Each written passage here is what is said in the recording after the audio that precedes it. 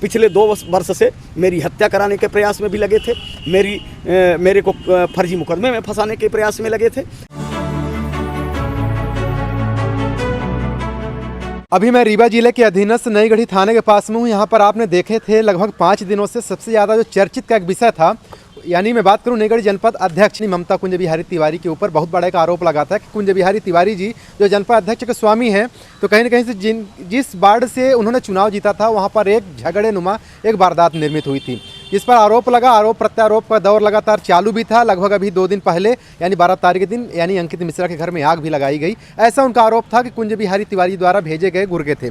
यहाँ पर देख सकते हैं तस्वीरें हैं, कुंज बिहारी तिवारी जी भी संजोग से मिल गए हैं और ये सतीश मिश्रा जी भी हैं जिनका उन्होंने नाम भी जिक्र किया था, जो कि आप डिस्क्रिप्शन में आने वाली वीडियो में आप देख भी सकते हैं। सर, जिस तरीके से एक आरोप आपके ऊपर बहुत बड़ा एक संगीन लगा हुआ है कि आपने अंकित मिश्रा को यानी बर्बरतापूर्वक आपने मारा है, ऐसा क्या उसमें सत्ता है? आपने देखा होगा कि आईटी एक्ट की एक धारा भी है जी, ठीक है। घटना में अपराधी सोशल मीडिया में अगर मेरे तरफ से इस तरह पोस्ट होते तो शायद पुलिस संज्ञान लेके, एक शब्द आता है ना जी जी, कि सोशल मीडिया के पोस्ट को संज्ञान में लेके पुलिस ने कार्यवाही की जी। उस दिन 8 तारीख का दिन था और विकास यात्रा अल्हुआ जुड़मनिया मुरली रघुनाथ हिनौती डिहिया होते हुए चिल्ल पहुंची थी जी। और वहां पहुंचने से पहले ये प्रायोजित तरीके से बैठा था नशेड़ी जी, जिसकी प्रोफाइल खुद दिख रही है सोशल मीडिया में। और जब कोई अपराधी अपराध स्वीकार कर लेता है तो कोर्ट में भी ट्रायल नहीं होता जी। वो अपराध स्वीकार किया है। उसने जनपद अध्यक्ष से बदतमीजी की जी, उनकी तरफ कुर्सी फेंकने का प्रयास किया। जनता जो वहाँ की थी सबने देखा, गाली गलौज अभद्रता की और समझाने के बाद जैसा कि उसने स्वीकार किया कि उसने उसके पिताजी ने मारपीट की, ये चीज़ें हुई। उसके बाद भी उसकी जानकारी तत्काल थाना प्रभारी को दी गई और दूसरे दिन माननीय एसडीएम साहब से भी बात हुई। उन्होंने कहा कि हमको जानकारी हुई है, तहसीलदार साहब ने बताया है। शासकीय कार्यक्रम था और जनपद अध्यक्ष महिला हैं, हमारी पत्नी हैं, उससे पहले वो लोक सेवक हैं जी। और उनकी सुरक्षा की, हर महिला की सुरक्षा की जिम्मेवारी प्रशासन की है, लेकिन शासन की भी थी। और अगर शासन सुरक्षा नहीं करेगा तो वहाँ हम उपस्थित थे। हमने उस समय जो उनके साथ किया जा रहा था हमने विरोध किया और हमने क्या, वहाँ उपस्थित 100-200 लोग जो थे सबने घटना का विरोध किया और उसकी जानकारी आप जब वहाँ जाएंगे बच्चा बता देगा। उसके बाद प्रायोजित तरीके से आप भी समझते हैं कि कोरेक्स शराब गांजा माफिया के खिलाफ हमारा एक जो संगठन है युवाओं को नशा से मुक्ति के लिए ले जा रहा है, अगस्त क्रांति मंच, उससे 2 साल से निरंतर कोरेक्स शराब गांजा माफिया अपराधी भ्रष्टाचारी हमारे खिलाफ हैं, राजनीतिक विरोधी भी हैं और ये एक मेमना की तरह हमारे खिलाफ शिकारी जो हैं वो यूज कर रहे हैं इसे। दूसरा, कल मैं भी एसपी साहब को दिया था, आज अभी आके दिया कि एक जैसे फिल्मी स्क्रिप्ट तैयार करके किया गया है। मैं आपके माध्यम से ईमानदारी से चाहता हूँ कि आजकल टेक्नोलॉजी का युग है। व्यक्ति कहाँ है, मैं यहाँ खड़ा हूँ तो टावर लोकेशन मेरा इस समय मोबाइल चालू है तो पता चल जाएगा कि नईगढ़ी में इस जगह 12 तारीख, 11 तारीख, 13 तारीख 3 दिन के हमारे और जितने लोगों पे उसने आरोप लगाए हैं तो हमारे सभी के टावर लोकेशन, बातचीत की रिकॉर्डिंग सार्वजनिक की जाए मीडिया के सामने, ये मेरी मांग है जी। क्योंकि जिस तरह से प्रायोजित घटना की गई है, क्या किसी को षड्यंत्र पूर्वक फंसाने की साजिश रचना अपराध नहीं है? क्या जनता की बात करना या कहीं मुद्रिका आदिवासी के न्याय की मुद्रिका, एक तथाकथित पत्रकार है जिसको ये नहीं दिखा कि मुद्रिका आदिवासी की कैसे हत्या हुई, उसने नहीं छापा। जिस दिन मुद्रिका आदिवासी के पोस्टमार्टम के लिए भिजवाना था, जनपद अध्यक्ष थी, आप भी कवर कर रहे थे, गई थी कि नहीं गई थी ये बताइए। हम भी गए थे कि नहीं गए थे?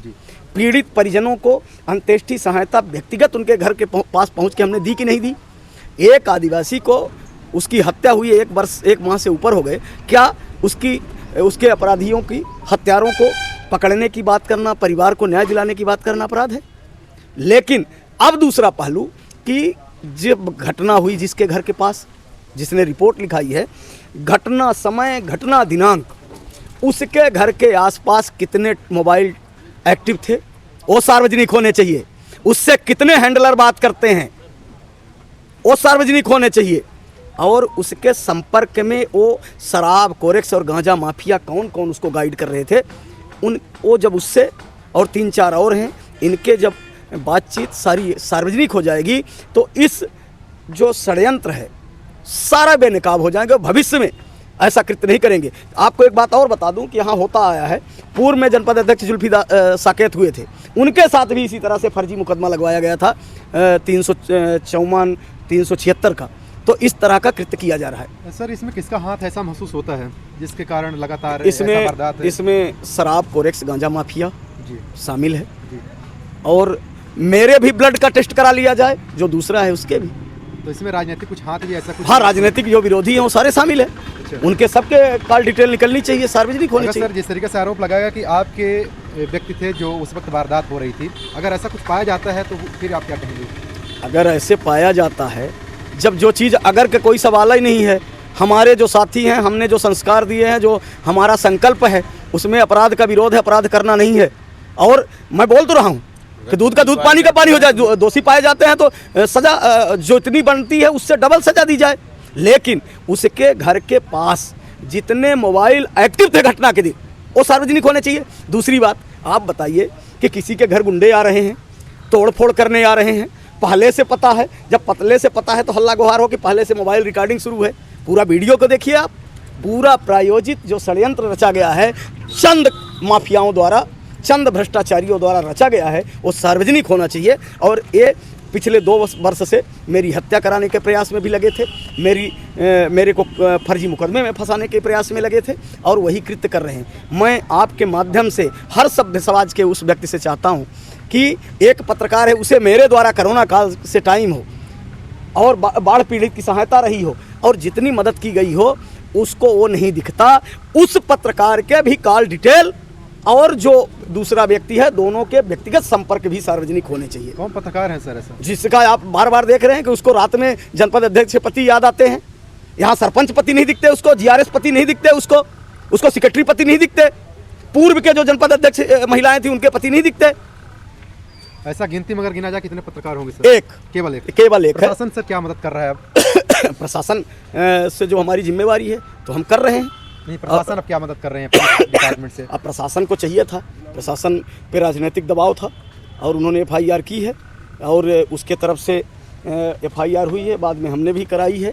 दूसरा, जिस तरह से वीडियो में दिखा रहा है कि उसके साथ 10-15 लोग मारपीट किए रात में घुस के, तो पुलिस पे हमारा आरोप है कि जिस पीड़ित के साथ 10-15 गुंडे घुस के मारपीट किए उसका मेडिकल टीम बना के और वीडियोग्राफी करा के मेडिकल क्यों नहीं कराया गया? वो घायल होगा, इसलिए कि वो इतनी घायल अवस्था में होगा, कितने गुंडे घुसे थे, डंडे पड़े हैं, कितने डंडे पड़े, हाँ, तो उसकी मेडिकल होनी चाहिए थी तत्काल। और आप जैसे मीडिया के लोगों को भी उसका सहयोग करना था कि चोट कहाँ कहाँ है। तो प्रशासन क्या जांच के लिए वहाँ पर गया? अभी नहीं गया। अब इसकी जानकारी हमें नहीं है, हमने मांग की है जांच की और आपके भी माध्यम से कर रहे हैं।